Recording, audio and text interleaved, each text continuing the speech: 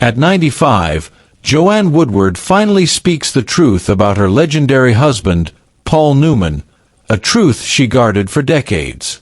Joanne Woodward, born Joanne Gignilliat Trimire Woodward on February 27, 1930, in Thomasville, Georgia, grew up captivated by storytelling and cinema. From her earliest years, she was drawn to the stage, performing in school plays and community theater before studying drama at Louisiana State University. Determined to pursue acting professionally, she moved to New York City after graduation, immersing herself in the post-war theater boom of the 1950s and studying under the iconic Sanford Meisner at the Neighborhood Playhouse. Her natural talent quickly stood out on early television roles, and in 1957 she delivered a groundbreaking performance in The Three Faces of Eve, portraying a woman with multiple personalities. Her haunting, nuanced work earned her the Academy Award for Best Actress and established her as one of Hollywood's most gifted stars of the psychological drama era. But behind her rising stardom was a love story that would become one of Hollywood's most cherished. Joanne first met Paul Newman in their agent's office, an ordinary moment that would shape the rest of their lives.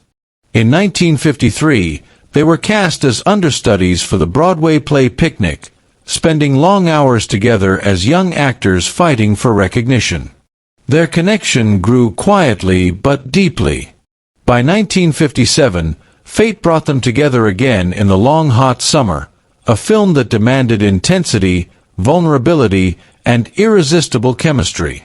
It was during the making of this movie that their friendship transformed into something undeniable. Newman divorced his first wife, and on January 29, 1958, he and Joanne married in Las Vegas. Only weeks later, she won her Oscar, marking one of the most extraordinary turning points in her life, love and triumph arriving hand in hand. Their marriage endured 50 remarkable years, surviving fame, scrutiny, and the often destructive pressure of Hollywood. Together, they raised 3 daughters, Nell, Melissa, and Clea, and built a quiet, grounded life far from the chaos of Los Angeles. Joanne continued to shine in films such as Summer Wishes, Winter Dreams, The Effect of Gamma Rays on Man-in-the-Moon Marigolds, Mr. and Mrs. Bridge, and more. She also made her mark behind the scenes as a producer, director, and later as artistic director of the Westport Country Playhouse, revitalizing the historic theater and mentoring young artists. Alongside Newman, she devoted herself to charitable work, including their famed Hole in the Wall gang camp for children with serious illnesses. Her career reflected not just skill, but integrity. She consistently chose roles that explored the complexity of human emotion rather than superficial fame. Yet it is only now, in her mid-90s, that Joanne chooses to speak openly about the man she loved. "We loved each other more deeply than anything else in this world," she said, her voice soft but certain. 4 years, the world romanticized their marriage, one of the rare Hollywood unions that lasted a lifetime. But Joanne reveals that it wasn't luck. "It wasn't always easy," she admitted. "There were moments of tension, disagreements, and times when life tested us. But our foundation was trust, respect, and a love that could endure anything." She described Newman not as a movie star, but as her partner in every sense, supportive, challenging, and endlessly loving. "He made me laugh," she said. "And in the end, that is what matters most. Laughter keeps love alive." Newman often spoke of their marriage with the same devotion. When asked how he stayed faithful in Hollywood, he famously replied, "I have steak at home. Why go out for hamburger?"